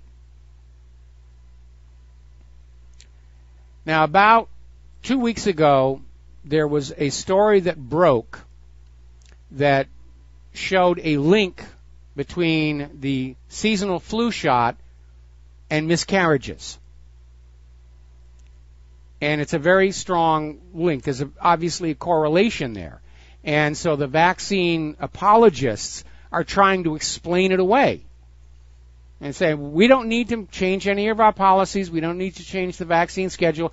We're sure that there's something else going on here. Couldn't possibly be the vaccines. The vaccines are wonderful. I remember there was this retired nurse that Claire and I knew briefly. We kind of held her hand through the suicide of her husband. And we got onto the subject of vaccines one day, and she just got all defensive. No, vaccines are great. Vaccines are wonderful. We would never do anything that would cause you harm. And you could almost tell she knew. We'll be right back after station identification. And aloha, America. Welcome back to our show here. And this is the part of the program when we talk about computers and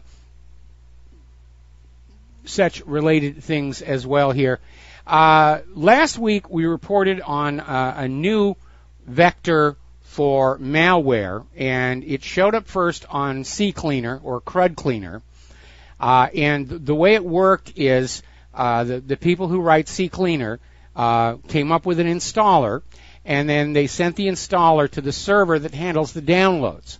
The hackers got into the server handling the downloads and replaced the legitimate installer with one of their own that had the new version of CCleaner with some malware. And it's turning out that that outbreak was much worse than it first appeared. It was targeting Microsoft, Cisco, and VMware with this mysterious payload. They're still not even sure what it was going to do. It appears to be stealing a lot of information, but they're not sure where it's going. Now, if you buy a new car, you're probably not going to be too surprised to find out that it does come with a GPS tracker, not for the police, not for the government, but for the loan company. And there is a company, Cromtech Security Center, that basically sells these GPS trackers that are put on cars that are sold on credit. So if you miss a payment, the repossession guy knows where the car is.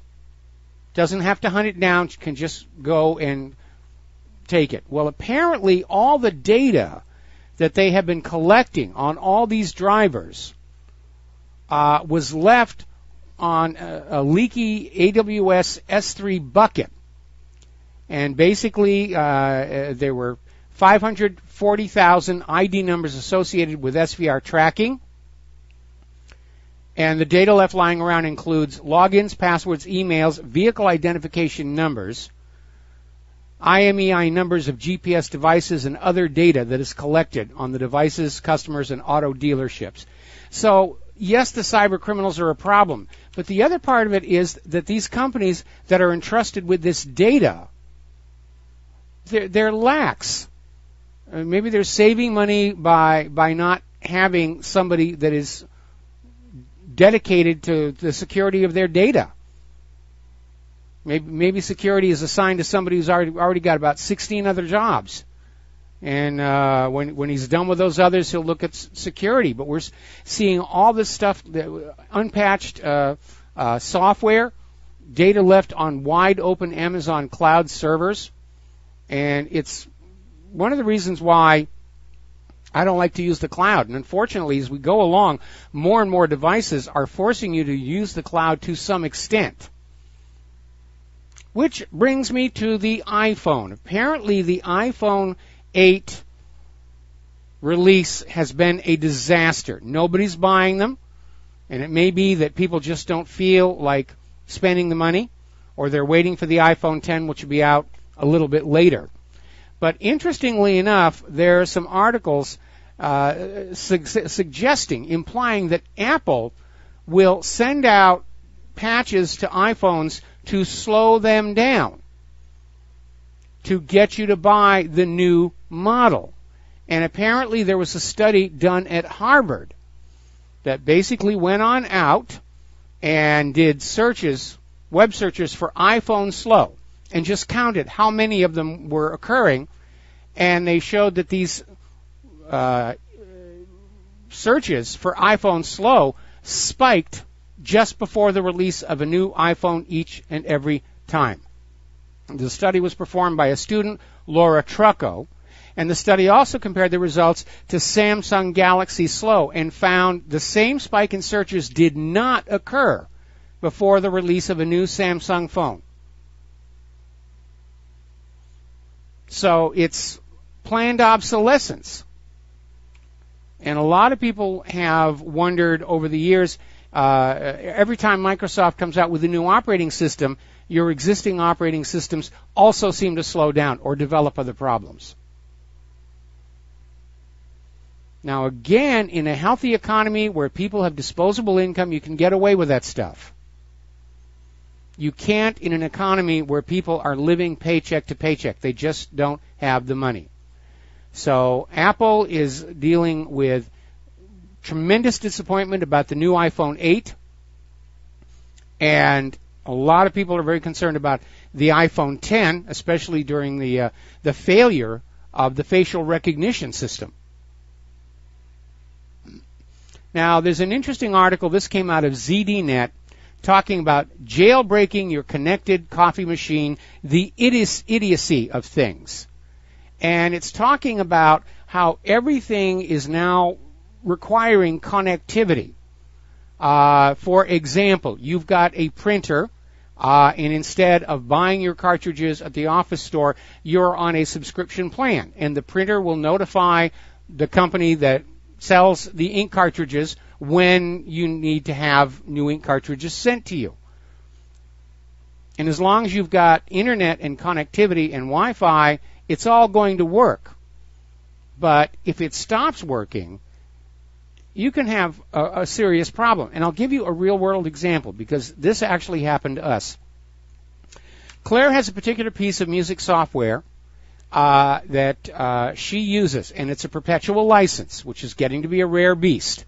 Nobody wants to sell you a perpetual license. They want to rent to you month after month after month. But we have this particular piece of music software is on a perpetual license, but it still checks in with a licensing server every time she uses it. So over the weekend, she's working on some music, and all of a sudden, the software stops. She's doing all the work. When she saves her work, it's an empty blank file. And she's in a panic, understandably. She's thinking, what am I doing? Well, it turns out it wasn't her fault. It turns out that the company that runs the licensing server, without notifying anybody, changed the ports that it communicates with. And so I reconfigured the ports on our router, going to her machine, and it came back up and started working again. But what happens if you're relying on all this connected stuff and you can't get a connection? That's not very good. One of the reasons I kept my old iPod, aside from sentimentality, was actually a gift from the Lost production, is because the music is right there inside that device. Even though I've turned off all the iCloud settings I can find in the iPhone, the music is always being sent back up to the cloud. And on this island, there are a lot of areas where there simply isn't cell coverage or Wi-Fi coverage. Or if there's cell coverage, it doesn't have the data link. And when you're in those areas, all of a sudden you can't listen to your music anymore, unless you're using an older iPod, which doesn't know about the cloud. So we're being forced to be dependent on a system that could stop at any time. I remember another company where I was using their products, again, perpetual licenses, but they checked in with the license server every time you started them. Company went out of business. Instant unusable software. Now then, in order to provide a service to our users, I did go ahead and upgrade my iPhone to the new iOS 11. I also did my iPad. iPad seems to be fine. The iPhone, there are some issues you need to be aware of. For one thing, certain applications like Mail now will fetch in the background. On the last iteration of iOS, the Mail application had to be open before it would download Mail. And I didn't realize that while I had this phone sitting here with iPhone 11, it was downloading copies of everything that was coming to my desktop. And all of a sudden, I've got 260 emails in my inbox that I've already read. Now, it is possible you have to go into settings to turn fetch off, which, by the way, will improve your battery power. But it comes on back to a serious shortcoming in the iPhone's Mail application that people have been screaming about for years. There's no way to bulk delete from one of the mailboxes. You can bulk delete once it's in the trash, but the only way to get it in the trash is click a button, delete, click a button, delete, click a message, delete, click a message, delete, which, if you have 240 messages, that can take a lot of time. And it's very, very frustrating. The other problem I've noticed is, and for you people on BAM user, on the mail icon on the iPhone, there's a little red circle that says I have 74 email messages inside there. The mailbox actually is empty, and I can't get that little icon to go away or even change the number. And there doesn't seem to be any way to fix that one. So there are issues. I understand that people who are using cloud-based Office and email are having connectivity issues. Now, I can't speak to that because I'm just interacting with my desktop computer here, and that part seems to work. Apparently, there's another issue in that if you are updating anything on your iPad, iPhone, do it through iTunes, because apparently the over-the-air updates have their own series of problems. So, again, they rushed the product out before it was really ready. And, again, especially with that lack of a bulk delete on the mailboxes, people have been screaming about that for years. And you'd think Apple would actually listen. But as far as I can tell, iOS 11 was all about throwing more whiz-bang at you rather than addressing the shortcomings that it inherited from its earlier iterations. And that, unfortunately, has been something we've seen in software companies for a very, very long time. They want to add a new whiz-bang to lure more people to buy the product, and problems that have been in the software for several iterations are simply not addressed. At this point, though, it's clear that Apple isn't reading their own users. They have a user page where people can get in and register complaints. Apple's not reading it. Maybe they fired the people that are reading it. Of course, right now, with Apple being seriously in trouble with the sales of the iPhone 8, they may have let a lot of the staff go. And for some reason, it's always the quality assurance staff that gets fired first. And that just accelerates the decline.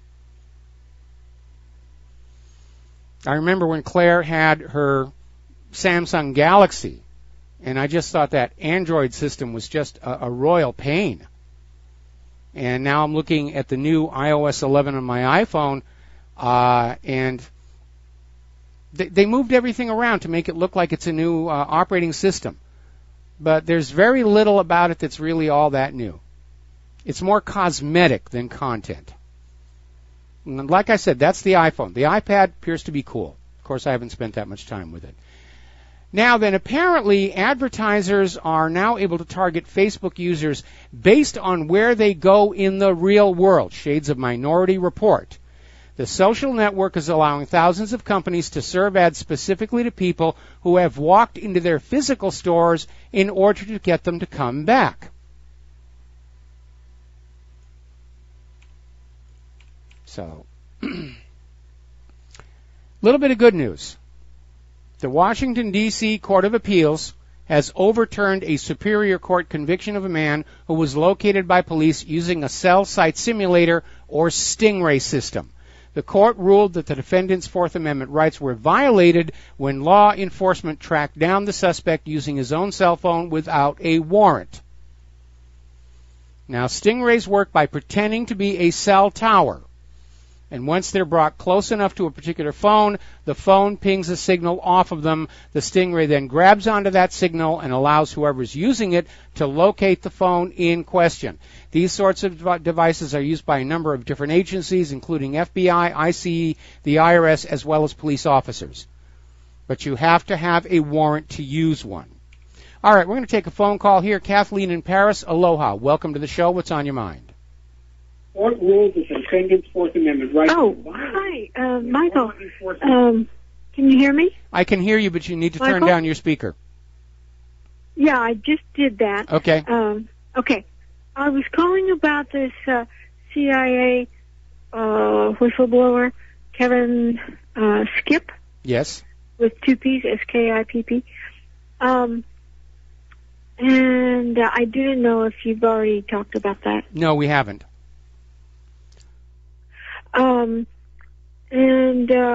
It seems, he's quite, he gave a hour-long speech, and people can find it on YouTube. So that's CIA whistleblower Kevin Skip, and he's really lays it out about what the CIA is, and for starters, it's illegal. It's created outside the Constitution, and just needs to be gotten rid of. Well, all the way back when the CIA was created, I think it was President Truman realized it was a danger because these intelligence agencies very quickly take on a life of their own, and by their very secretive nature, they're opaque to any kind of oversight. And certainly the CIA has become a major power within our government right now. And like I said, we know for a fact the head of the CIA just flat out lied to Donald Trump about Assad gassing those people at Idlib. And so they really are more harm than good, especially when you look at all the harm that has come to our country from this ongoing CIA-sanctioned drug smuggling into our country. It goes back at least to Vietnam, probably even before then. Well, listening to him, we can see that we're completely hamstrung. One thing good that he does is clarify the difference between the shadow government and the deep state. Okay. Can you give us that difference in a nutshell? Shadow government is above the deep state, controls the deep state. The deep state is kind of what we can see. Okay. Really, you gotta watch it. It's CIA whistleblower Kevin Skip, and no, I don't think I can do it for you in a nutshell. All right. But it's two different things. It's two different things: the shadow government and the deep state. All right. Well, I'll definitely take a look for that on this next commercial break. Okay. All right. Thanks. All right. Thanks an awful lot. We're going to let you go. All righty. Now, believe it or not, over in Europe, the European Commission paid 360,000 euros for a study on how piracy impacts the sales of copyrighted music, books, video games, and movies. And the EU kept the report under wraps because the report concluded there's no evidence that piracy is a major problem. Now, obviously, I'm not in favor of content piracy, but I think pirates get the blame for declining sales when the real fault lies with studio management that is making bad choices in terms of what movies to make. Certainly the pandering to the liberal agenda in this country, endless remakes. Apparently they just remade Flatliners again. And I have no intention of seeing the new one because I saw the old one.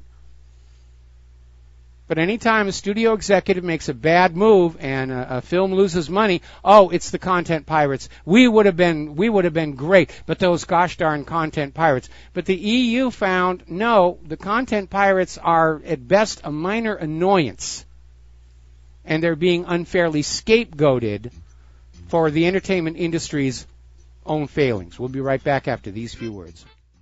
And aloha, America. Welcome back to the show, and already the corporate media is out there talking about the Kurdistan as if it's a done deal, that the referendum means that Kurdistan will break free.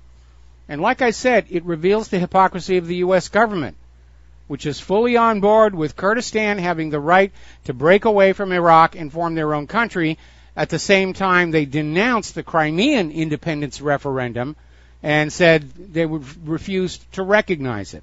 All right, let's go to the phones here. Rob in Illinois, aloha. Welcome to the show. What's on your mind? Thank you.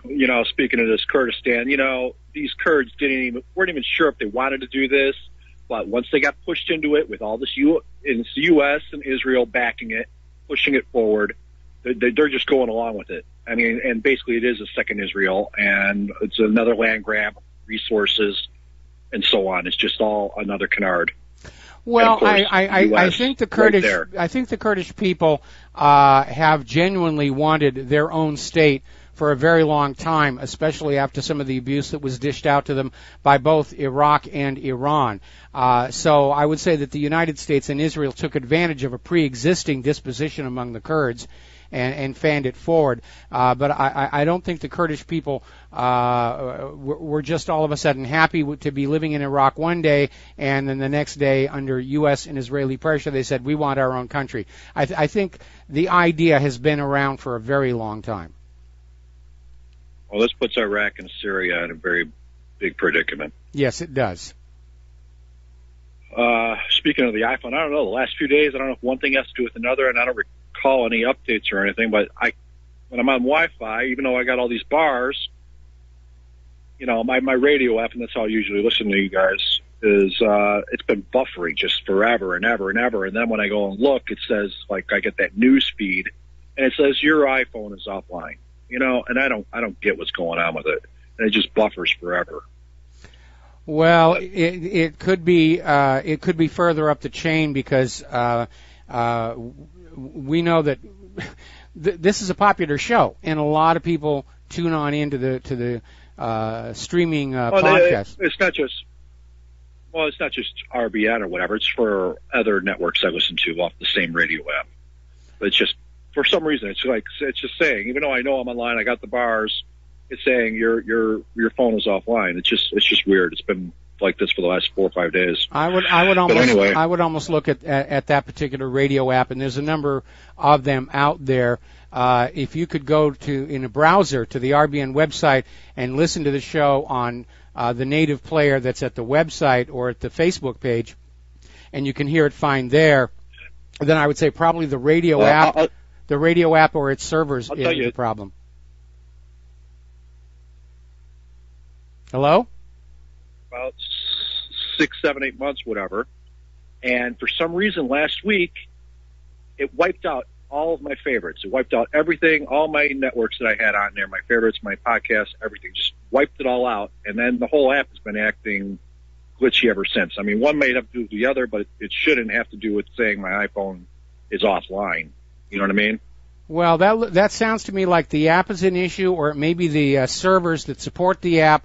Unfortunately, there's a tendency for people to launch a new app, and it's very successful, and they don't grow their server cluster to meet the demand, and then it starts slowing down.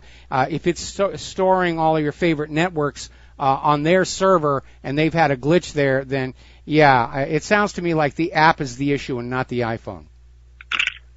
Right. Well, catch these two latest stories here. Well, Facebook came out, and all of a sudden, a year later, all of a sudden they find these ads placed by Russia. And so now WAPO's out there within the hour. They put out a new post. Russia operatives use Facebook ads to exploit divisions over Black Lives Matters and Muslims. So they're continuing this. That's canard. They're like, yeah, I mean, when it first came on out, Facebook said no, there were no ads that were from Russia, and then there was a meeting with high-level power players, and Facebook said, oh, you mean these ads over here? It's amazing we missed them before. So yeah, Facebook has sold to the deep state. Anyway, Rob, got to let you go. Got to take a break for commercials. Got another phone call when we come back. And aloha, America. Welcome back to the show here, and apparently.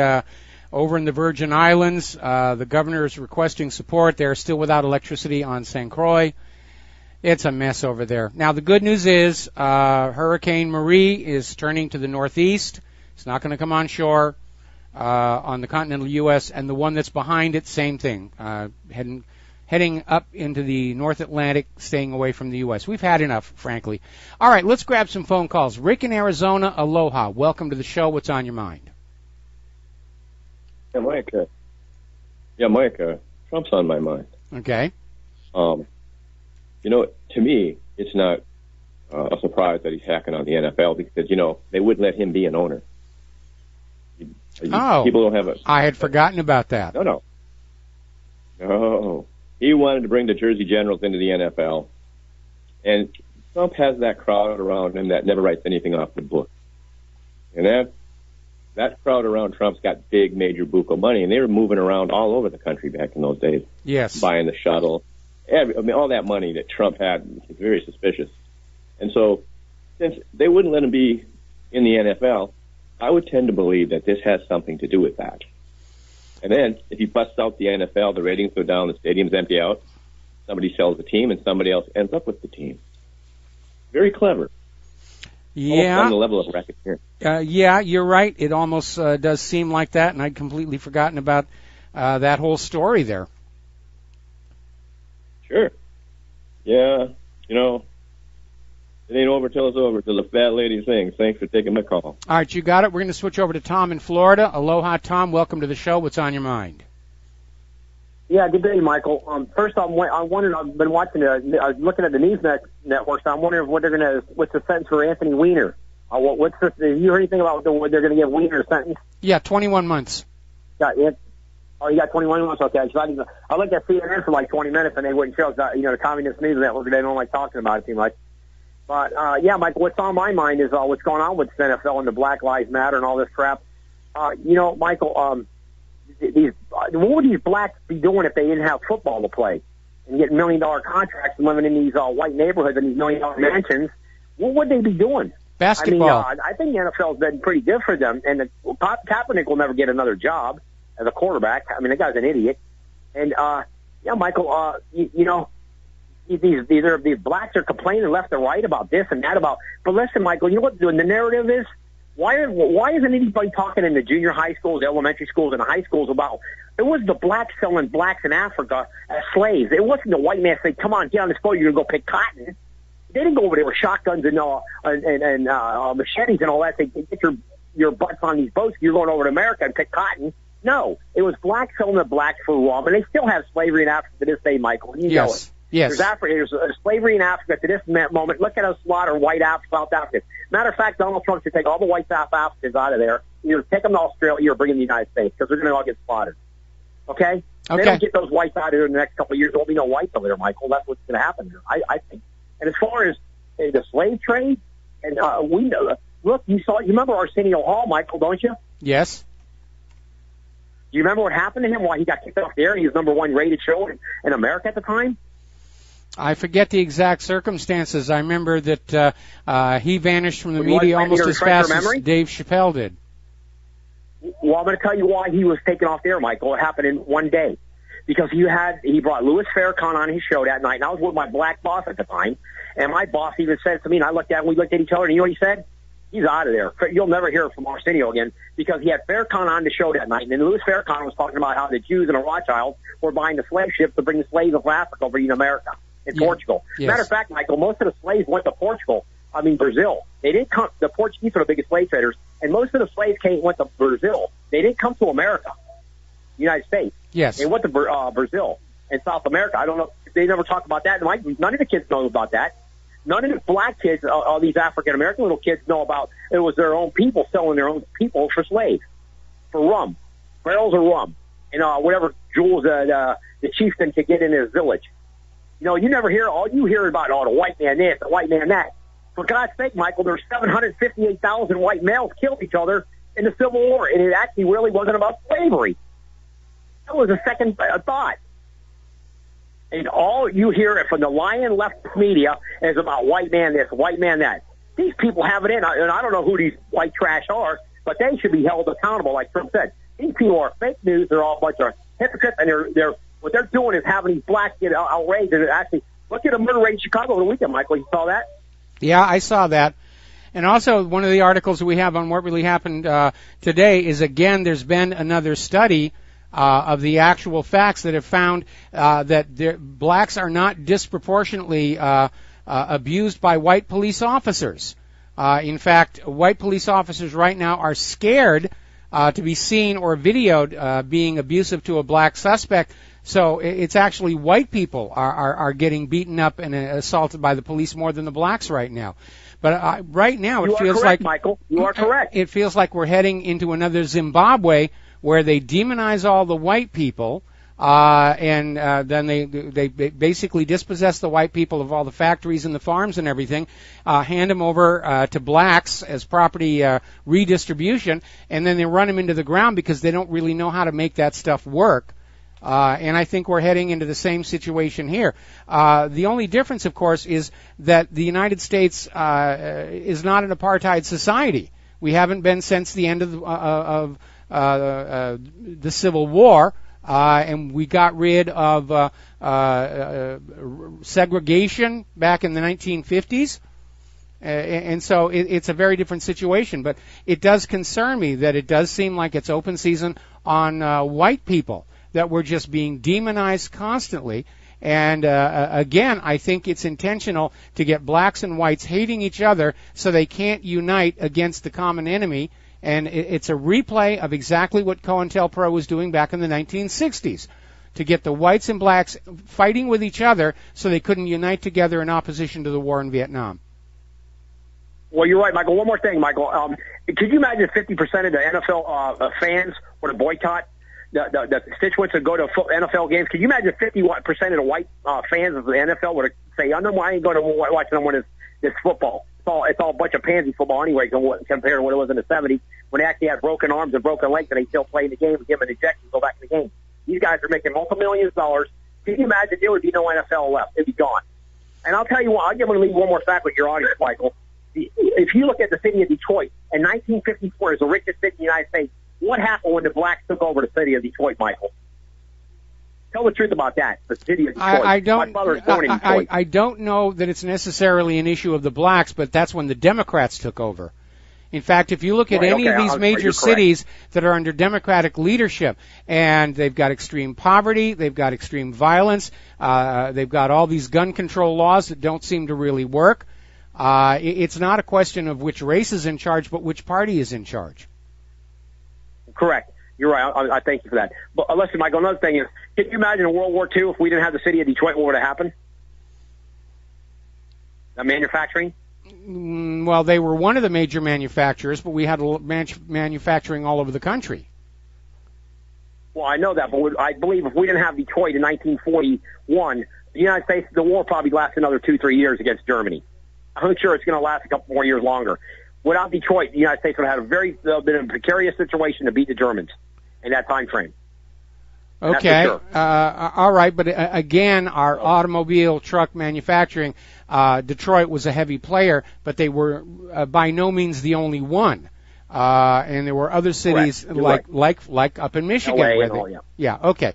All right, Tom, we're going to let you go here, and we're going to switch over to Derek in Jacksonville. Aloha. Welcome to the show. What's on your mind? Hello, sir. I was wondering if you could give me some legitimate site to find out about the Gulf of Tonkin and how it was a false flag. Well, it wasn't really and also, I'm sorry, go ahead. I would say it wasn't really a false flag. It started out as an honest mistake. The USS Maddox had been tooling around the Gulf of Tonkin, and there'd been an earlier attack by the North Vietnamese patrol boats that were very agile and very maneuverable, and the Maddox was not able to hit them.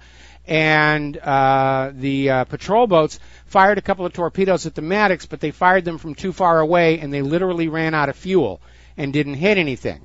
So then a couple of days later, and everybody's nerves are on edge, the Maddox is back in the Gulf of Tonkin, and an inexperienced sonar operator heard the Maddox's own propellers and said, "Oh, we're under torpedo attack again." And it went up the chain of command, and the commander of the Maddox immediately sent a correction saying, novice sonar operator. But President Johnson got that first report, threw the second one away, went before Congress and said North Vietnam has attacked us, and basically started cranking up the Vietnam War for real. Okay, because I kind of sort of heard it was based on a lie, and if that was based on a lie, then there's 55,000 plus Americans died, 3 million Vietnamese. And I was just wanting to know if you had a site that I could go visit, kind of recap all Well, not off the top of my head, but you can do a search, and I would definitely recommend that you not use Google because that is now so heavily filtered toward the government's version of things. I would go Yandex or DuckDuckGo and use those. I'm not using Google anymore. My wife is not using Google anymore. It's really gotten to the point where it's a search engine for the official story about everything, and you're not going to find. Right. Yes, sir. Yeah, yes, sir. I've been trying to Google black cop kills black man, like say on Google and some other sites. I can't find it. I mean, maybe you can find it, but I just think that's a little peculiar that no black cop has shot a black man. Like maybe it's a few pages deep, but every time I research black cop kills black man, all you get is the current story. Yeah, you won't get what you're looking for until 4 or 5 pages in. That's the way the new Google algorithm works. Is the official version of everything gets the top position in all the searches, and you have to go down way many pages before you get any alternative views, even if you get them at all. At this point, Google is a total waste of time. So I would go with Yandex or DuckDuckGo. Okay? Yes, sir. I don't have a problem with these guys taking a kneel, but I wish they would take a kneel for, like, say, 9/11 truth. They would go for talking, what if they still alive? Take a kneel for all the people who died for that. Okay, your phone line is breaking up. I don't know why. Okay. Try and put your mouth a little closer to the microphone and repeat what you just said. I said I don't mind if these guys take a kneel, the NFL guys, but how about taking a kneel for, let's say, if the Gulf of Tonkin was based on a lie and 55,000 plus people died, Americans died, or take a kneel for 9/11 truth. Well, it would be nice. It almost feels like it's orchestrated because too many of these players are getting involved with this. And by the way, never mind the U.S. code about how you're supposed to behave around the flag and the national anthem. It's actually in the NFL's own rules that when the national anthem is playing, you stand on the sideline and you face the flag and you show respect. So I'm waiting for one of these NFL owners to stand up and say, you're violating NFL rules. We're docking your pay for about, $20,000 per offense. Well, I'm from Jacksonville, and the owner there, looks like he's standing arm in arm with him. Yeah, it's starting to feel orchestrated. It's happened too fast and too much. And maybe the NFL players think this is trendy and cool and hip.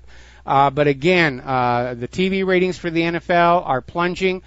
People are tearing up their tickets. They're burning their sports memorabilia.